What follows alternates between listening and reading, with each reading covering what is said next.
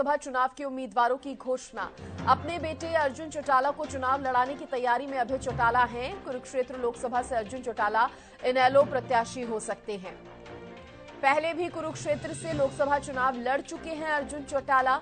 2019 लोकसभा चुनाव में 5वें नंबर पर अर्जुन चौटाला आए थे। अर्जुन चौटाला को 2019 में 60,000 के करीब वोट जो हैं वो मिले थे। तो इनेलो भी जल्द ही लोकसभा चुनाव के उम्मीदवारों की घोषणा कर सकती है। पार्टी अपनी तैयारियों में नजर आ रही है। अपने बेटे अर्जुन चौटाला को चुनाव लड़ा सकते हैं अभय चौटाला। और देखिए, जानकारी ये है, कुरुक्षेत्र लोकसभा से अर्जुन चौटाला जो हैं इनेलो के प्रत्याशी हो सकते हैं। अर्जुन चौटाला को एक बार फिर मौका मिलेगा कुरुक्षेत्र लोकसभा से इनेलो प्रत्याशी के तौर पर। और आपको यह भी बता दें कि 2019 लोकसभा चुनाव में 5वें नंबर पर अर्जुन चौटाला को वोट जो हैं वो मिले थे। इस खबर पर ज्यादा जानकारी देने के लिए हरियाणा न्यूज के विशेष संवाददाता रवि कालीरमन मेरे साथ जुड़ गए हैं। रवि, अब बारी इनेलो की, जिस तरह से बात सामने आ रही है, जल्द ही उम्मीदवारों की घोषणा कर सकती है लोकसभा चुनाव के लिए। बिल्कुल सृष्टि, देखिए इनेलो जल्द लोकसभा चुनाव के उम्मीदवारों की घोषणा कर सकती है। इनेलो कुरुक्षेत्र लोकसभा से अर्जुन चौटाला को उम्मीदवार बना सकती है। इससे पहले भी अर्जुन चौटाला की तरफ से कुरुक्षेत्र लोकसभा चुनाव जो है वो लड़ा जा चुका है।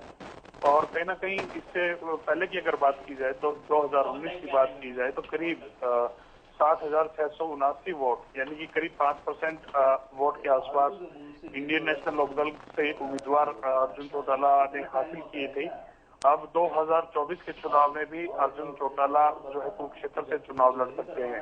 अभय चौटाला अर्जुन चौटाला को कुरुक्षेत्र से उम्मीदवार बना सकते हैं। जल्द जो है चुनाव उम्मीदवारों की जो लिस्ट है वो जारी INLD की तरफ से की जा सकती है। जी, क्योंकि रवि, हम ये भी देख रहे हैं कि भारतीय जनता पार्टी जो है वो लगातार इन तैयारियों में 1 से 2 कदम आगे ही चल रही है अन्य पार्टियों के मुकाबले। अब इनेलो को भी जल्द लोकसभा चुनाव के उम्मीदवार घोषणा करने की जिस तरह से बात आ रही है, अन्य पार्टियों की अगर बात करें, कांग्रेस की अगर बात करें, तो अब इस रेस में कांग्रेस को भी उतर जाना चाहिए। कांग्रेस के लिए भी यहाँ पर थोड़ा चिंता का और बातचीत करने का विषय है, दौर आ चुका है। रवि, बिल्कुल सृष्टि, अगर बात की जाए तो बीजेपी ने कल अपने 195 उम्मीदवारों की सूची जो है वो जारी कर दी है। रही बात कांग्रेस की, तो कांग्रेस कहीं ना कहीं इंतजार कर रही है।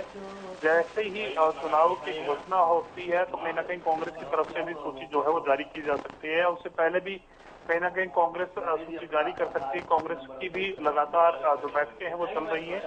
सबसे अहम बात, कांग्रेस भी लगातार इंडिया गठबंधन के तहत जो है चुनाव लड़ना चाहती है। तो ऐसे में कहीं ना कहीं सहयोगी के साथ सीट शेयरिंग को लेकर बैठकें जो है वो जारी है। और जल्द ही लोकसभा चुनाव के लिए उम्मीदवारों की घोषणा जो है वो भी रवि, क्योंकि आप इनेलो को लेकर जानकारी दे रहे थे यहाँ पर, और जिस तरह से आपने ये भी कहा कि कुरुक्षेत्र लोकसभा से अर्जुन चौटाला को इनेलो प्रत्याशी बना सकती है। 2019 के ही अगर हम, क्योंकि पिछले चुनावों की ही बात करेंगे, तब की अगर बात करें तो 5वें नंबर पर अर्जुन चौटाला कहीं ना कहीं आए थे। अब दूसरे नंबर पर आना, तीसरे नंबर पर आना फिर भी अलग बात होती है, लेकिन 5वें नंबर पर वोटिंग के मामले में वो आए थे। अब ऐसे में एक बार फिर से उनको ही उम्मीदवार के तौर पर पार्टी उतारेगी, तो काफी चुनौतियों का सामना यहाँ पर पार्टियों को भी करना पड़ेगा वोटर्स को अपनी तरफ खींचने के लिए। बिल्कुल सृष्टि, अगर 2019 की बात की जाए तो 2019 के चुनाव में कहीं ना कहीं INLD और जेजेपी जो है वो पार्टी INLD से टूटकर जेजेपी पार्टी जो बनी थी, तो ऐसे में कहीं ना कहीं वो नुकसान INLD को उस समय उठाना पड़ा था। अब देखना होगा कि किस प्रकार से INLD जो है संघर्ष करती है, क्योंकि देखिए लगातार अभय चौटाला की तरफ से यात्रा जो है वो भी निकाली गई थी। लगातार ये कहा जा रहा है कि INLD की सरकार जो है इस बार तमाम जो प्रदेश के जो लोग हैं वो बनाने का काम करेंगे। लेकिन कहीं ना कहीं चुनौती इस बार भी रहने वाली है। अब की बार परिस्थितियां कितनी अलग हैं इनेलो के लिए? बिल्कुल, देखिए जब कोई पार्टी नई नई टूटती है तो वो कहीं ना कहीं बिखराव होता है। तो वो बिखराव का सामना जो उस वक्त 2019 में चुनावों में INLD को झेलना पड़ा था। तमाम जो INLD के वोटर्स थे, वर्कर्स थे, वो छिटक गए थे। तो ऐसे में कहीं ना कहीं पार्टी को एकजुट करने में अभय सिंह चौटाला लगातार लगे रहे हैं। और यात्रा जिस प्रकार से अभय सिंह चौटाला की तरफ से पूरे हरियाणा में निकाली गई थी, तो कहीं ना कहीं लाजमी है कि उससे INLD को कहीं ना कहीं फायदा मिले।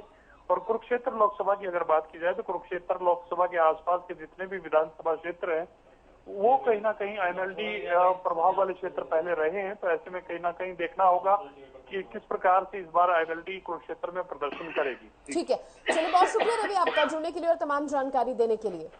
तो ये बड़ी खबर है, इनेलो जल्द ही लोकसभा चुनाव के उम्मीदवारों की घोषणा कर सकती है।